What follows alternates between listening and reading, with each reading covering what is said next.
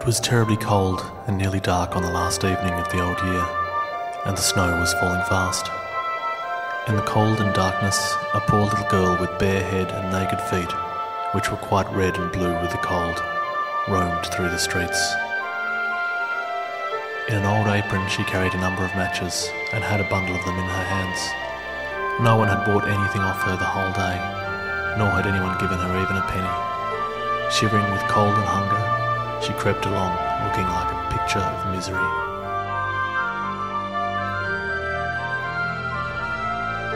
Lights were shining from every window, and there was a savoury smell of roast goose, for it was New Year's Eve. Yes, she remembered that. In a corner, between two houses, she sank down and huddled herself together. She had drawn her little feet under her, but could not keep off the cold, and she dared not go home, for she had sold no matches. Her father would certainly beat her. Besides, it was almost as cold at home as here, for they had only the roof to cover them. Her little hands were almost frozen with the cold. Perhaps a burning match might be some good, if she could draw it from the bundle and strike it against the wall, just to warm her fingers. She drew one out. Scratch! It gave a warm, bright light, like a little candle. It seemed as though she was sitting by a large iron stove, so beautifully warm that the child stretched out her feet as if to warm them, when the flame of the match went out. The stove vanished, and she had only the remains of a half-burned match in her hand.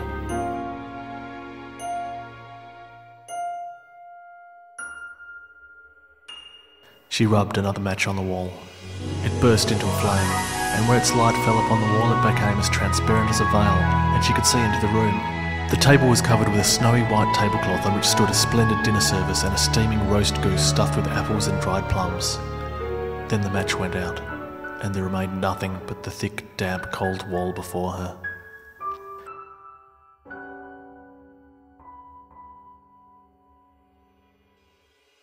She lit another match, and then she found herself sitting under a beautiful Christmas tree. It was larger and more beautifully decorated than the one she had seen through the rich merchant's glass door. Thousands of tapers were burning upon the green branches, and coloured pictures, like those she had seen in the shop windows, looked down upon it all. The Christmas lights rose higher and higher, till they looked to her like the stars in the sky.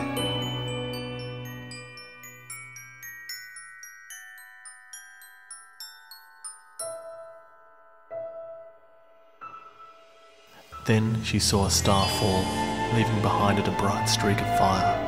Someone is dying, thought the little girl, for her old grandmother, the only one who had ever loved her, and who was now in heaven, had told her that when a star falls, a soul was going up to God. She again rubbed a match on the wall, and the light shone round her. In the brightness stood her old grandmother, clear and shining, yet mild and loving in appearance.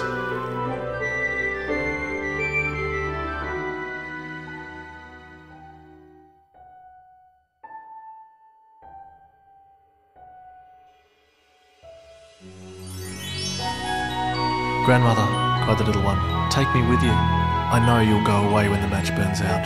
You'll vanish like the warm stove, the roast goose, and the lovely Christmas tree."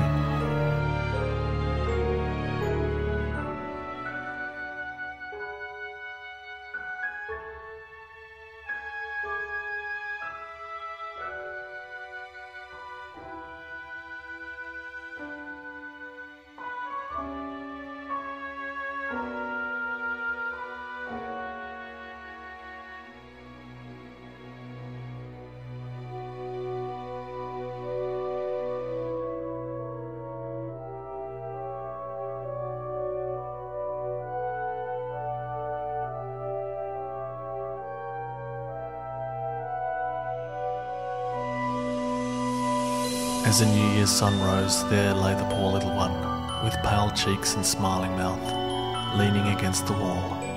She isn't cold anymore. She isn't sad either.